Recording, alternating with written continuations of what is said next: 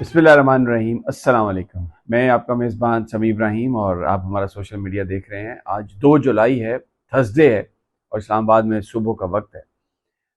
रात बारिश होती रही, कूल हो गया, टेम्परेचर बेहतर हो गया। अभी इस वक्त बादल हैं, हल्के हल्के आ जा रहे हैं, टेम्परेचर डाउन है और महकमा मौसमियात का ये कहना है कि आज और कल में मज़ीद जो बारिश होगी, जिससे गर्मी का जो वो तूफ़ान था वो टूटा। अब जो खबरें हैं उनकी तरफ हम नज़र डालते हैं। जो आज की जो सबसे बड़ा जो इस वक्त अहम पॉलिटिकल इशू है वो आज़ाद कश्मीर की सूरत हाल है। आज़ाद कश्मीर की सूरत हाल कोई इंतज़ामी मामला नहीं है बुनियादी तौर पर, और हुकूमत जिस चीज़ को अंडरस्टैंड करने में अभी तक नाकाम नज़र आती है वो ये है कि पूरे जो आज़ाद कश्मीर के अवाम है वो इस वक्त अपने राइट्स के लिए वो ये समझते हैं कि हुकूमत साजी में उनको नज़रअंदाज किया जाता है और बाईपास करने के लिए मुहाजिरीन की जो नशिस्तें हैं 12 उनको इस्तेमाल किया जाता है। अब अवामी एक्शन कमेटी ने यह बयानिया बनाया, लोगों ने इस पर यकीन किया और उसके बाद उनके साथ खड़े हो गए।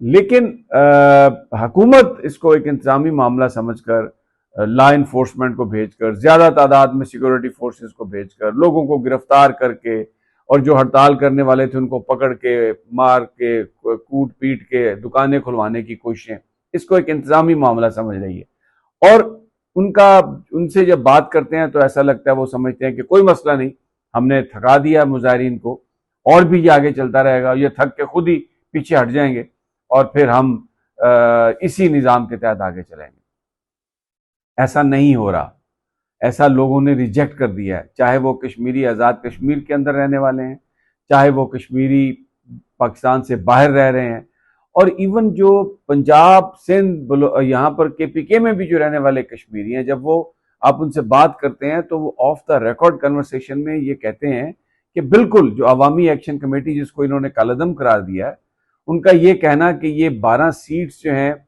ये इस तरीके से इस्तेमाल होती हैं, ये गलत नहीं है। अब बयानिए बनाने में, लोगों को कन्विंस करने में पाकिस्तान की हुकूमत नाकाम है, आज़ाद कश्मीर की हुकूमत नाकाम है, और लोग जो हैं वो अवामी एक्शन कमेटी जिसको ये कालअदम करार देते हैं उसके साथ खड़े हैं।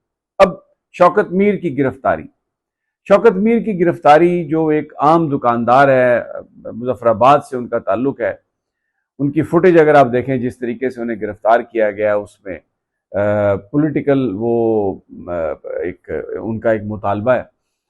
उनकी गिरफ्तारी ने तो इस पर जलती पर तेल का काम किया और पूरा जो आज़ाद कश्मीर है उसमें इस वक्त हंगामे हैं, इस वक्त एहतजाज है, पुरअमन है, बहुत सारी जगहों पर लोग धरना दे के बैठे हैं, एहतजाज कर रहे हैं और फिर हट जाते हैं, फिर दोबारा आ जाते हैं।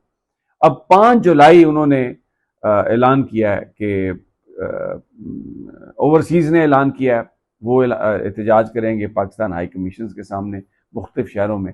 तो यहाँ पे उमर नज़ीर कश्मीरी ने जो रहनुमा है इस वक्त अवामी एक्शन कमेटी के, उन्होंने कहा है कि पूरे कश्मीर में हर जगह से मुजाहरे निकलेंगे और फिर इन मुजाहरों का जो रुख है आगे जाके वो मुजफ्फराबाद की तरफ होगा। अब इसका मतलब क्या है कि अभी तक जो भी टैक्टिक्स गवर्नमेंट ने, आज़ाद कश्मीर हुकूमत ने या पाकिस्तान गवर्नमेंट ने इस्तेमाल किए, फोर्सेस को भेजा, वो लोगों को ना मुतमईन कर सके हैं, ना लोगों की ये डिमांड्स खत्म हुई हैं। अपने तौर पर हुकूमत ने काम किया कि शायद इलेक्शन का अगर हम ऐलान करें तो बहुत सारे लोग, उनकी तवज्जो चली जाएगी इलेक्शन की तरफ और ये जो एहतजाज है इसमें वो कमी आएगी।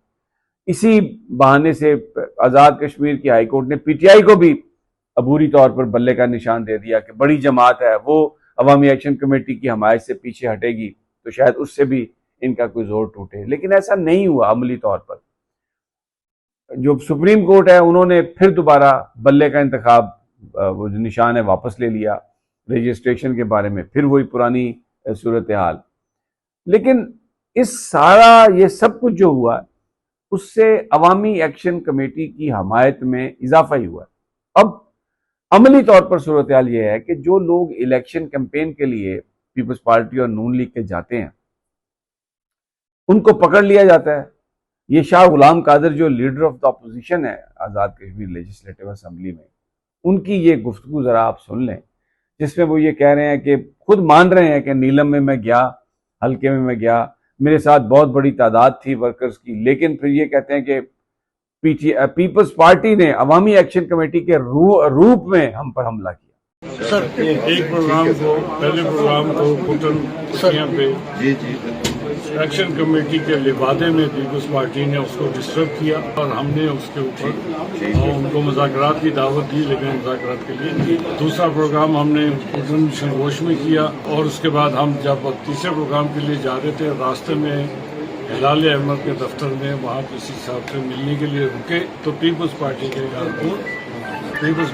कारकुनों ने वहाँ पर पथराव किया और सारा इल्ज़ाम एक्शन कमेटी पे दिया। गलत बयान कर रहे हैं। जहां लोग जा रहे हैं कैंपेन के लिए, नून लीग पीपल्स पार्टी के लोग उनको पकड़ते हैं, उनको मारते पीटते हैं या ड्रैग करते हैं और कहते हैं कि यहां आइंदा वोट लेने के लिए नहीं आइएगा। अब ये बयानिए की जंग आज़ाद कश्मीर की हुकूमत मुकम्मल तौर पे हार चुकी है। बिलावल भुट्टो को मैंने पहले भी कहा था, अकल से काम लेना चाहिए, इसलिए कि 71 में आपके नाना ने जो उस वक्त अगर वो मुस्लिम जो अवामी लीग को इक़्तिदार दिलवाने में एक सख्त रवैया अख्तियार किया होता तो शायद पाकिस्तान न टूटता। और अभी भी अपने इक़्तिदार के लालच में मौलाना फजलुर रहमान से अलायंस करके और जो वहां पर सिक्योरिटी फोर्सेस कर रही हैं उसकी हमायत करके बिलावल भुट्टो दोबारा वो तारीख लिखने जा रहे हैं। समझें, और जो अवाम की जो इस वक्त वहां पर जो डिमांड है उसको समझें। और अगर आप बयानिए में शिकस्त खा गए हैं तो आप पीछे हटें और इसका कोई ना कोई पॉलिटिकल हल ही निकलेगा। ये कोई रिट ऑफ गवर्नमेंट का मसला नहीं है, ये लोगों के हकूक हैं। कश्मीरियों का हक है कि वो अपनी हुकूमत अपनी मर्जी से बनाएं। ये 12 सीटें, खुद राना सनाउल्लाह कहते हैं कि जी हम 12 सीटें घर से लेके चलते हैं। और ये फिर 1973-74 में ये कश्मीर के आइन में जुल्फकार अली भुट्टो साहब ने इनकॉर्पोरेट किया था और उसकी भी एक बड़ी लंबी दास्तान है, उसकी वजह क्या थी। तो ये 1947 से लेके 1974 तक क्या वो मसला कश्मीर जो था उसको कोई नुकसान पहुंचा था? 65 की जंग हुई, 70-71 की जंग हुई, उससे पहले कितना कुछ हुआ। तो ये कहना कि जी मुहाजिरीन की ये सीटें खत्म करने से वहां पर कश्मीरियों का जो है वो हक के खुद इरादियत का मामला मुतासर हो जाएगा और कश्मीर कंप्रोमाइज हो जाएगा, गलत है। ये लोगों को गुमराह करने की कोशिश, जिसको लोगों ने रिजेक्ट कर दिया, इस बयानिए को नहीं मान रहे। वो जब वो नहीं मान रहे तो आप जबरदस्ती मत थोपे उनके ऊपर। ये सूरत हाल जो है ये मुनासिब नहीं है, इससे नुकसान होगा। अब आप दूसरे मामला हम आ जाते हैं, देख लेते हैं। कल जो है वो अलीमा खान साहबा का फैसला मुतवक्को हो सकता है। वैसे तो उन्होंने वो एक स्टेटमेंट देनी है, समाअत हो चुकी है, लेकिन ये अब कल पता चलेगा कि क्या होता है। और दूसरा, अगर हम इंटरनली सिचुएशन पे देखें तो पूरा पाकिस्तान अफसरदा है, गमज़दा है। वो जो बच्चों का वाक़या हुआ कान्हा में और उसको जिस तरीके से ट्रीट किया जा रहा है, वो जिस तरीके से गवर्नमेंट एक्सपोज हुई है कि कोई कंट्रोल नहीं है पंजाब हुकूमत के, वो जो गुन गाए जा रहे थे मरियम नवाज के लिए, पता नहीं क्या कुछ कहा जा रहा था, वो सारी की सारी चीज़ जो है वो एक्सपोज हुई है। सियासी तौर पर भी हुकूमत को एक बात मैं आपसे ये अर्ज़ कर दूं कि अगर आज़ाद कश्मीर का जो मामला है उसको पॉलिटिकली हैंडल नहीं किया गया, वहाँ पर जो एहतजाज हो रहा है और जिसमें रोज़ बरोज़ शिद्दत आती जा रही है, उसके असरात पाकिस्तान पर भी पड़ सकते हैं। और यहाँ पर भी लोग, ख़ासतौर पर पीटीआई के जो लोग हैं, वो आज़ाद कश्मीर के लोगों को देख के तो वो भी अपने मुतालबात के लिए अगर उन्होंने भी एहतजाज का रास्ता इख्तियार कर लिया तो ये इस हुकूमत के लिए फिर एक बहुत बड़ा मसला होगा। तो इसलिए बेहतर है कि जो मामलात हैं उनको सियासी अंदाज में उनको हल किया जाए। ये अगर ताकत का इस्तेमाल किया गया तो उससे न जाने सूरत हाल किस तरफ निकल जाए। एक और जो चीज़ आपको बताना चाह रहा था, अब देखें ईरान में जो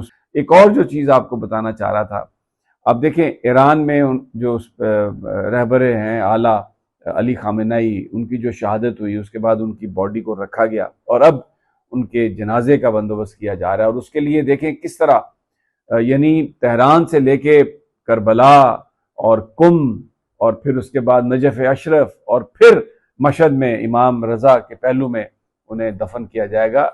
उसको एक अपनी जो तशख़्ख़ुस है, अपनी जो आइडेंटिटी है, उसको बहाल करने के लिए, उसको पूरी दुनिया के सामने अपनी जो उनकी जो जिद्दोजहद है उसके ऊपर बिल्कुल यानी वो डटकर खड़ा होने का वो मुजाहरा कर रहे हैं।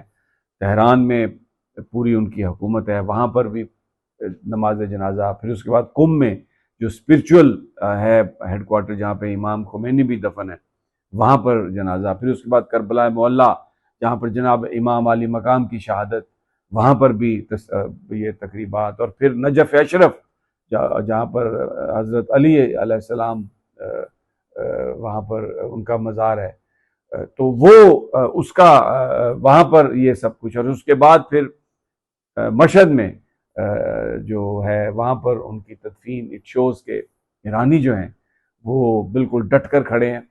और इस सूरत हाल में जबकि अमेरिका की तरफ से क्या मैसेज आ रहे हैं, जेडी वैंस, इकोनॉमिक टाइम्स और दूसरे लोग जो इदारे हैं उन्होंने रिपोर्ट किया है कि वो ये कह रहे हैं कि अमेरिका ने जंगबंदी इसलिए नहीं की कि वो अमन चाहता है, इसलिए की है कि ज़रा तेल की मार्केट स्टेबलाइज हो जाए, अमेरिका में इंतखाबात आ रहे हैं तो दुनिया की मईशत संभल जाए, और फिर उसके बाद देखेंगे कि क्या करना है। तो ताकतवर जो लोग हैं वो मुनाफिकत, लेकिन जो कमज़ोर लोग हैं उनके जज्बे इतने स्ट्रांग है। एक छोटा सा मुल्क है, छोटा सा डिफेंस बजट है, लेकिन अमेरिका के सामने, इसराइल के सामने खड़ा हो गया और पूरी दुनिया को बताया कि जब जज्बे सलामत हो तो फिर कौमें किस तरह ज़िंदगी गुजारती हैं और सर उठा के जीती हैं। पाकिस्तानी भी ऐसे ही रिजिलियंट है। इंडिया को जो हमने उनको जो जिस तरीके से शिकस्त दी है, पाकिस्तान भी एक बड़ी बहादुर कौम है, लेकिन हमें अपने सिस्टम को ठीक करने की ज़रूरत है। हमें इंटरनल जो हमारी डिवीजन्स हैं उनको ख़त्म करने की ज़रूरत है, और सियासत को सियासत लेकर चलने की ज़रूरत है,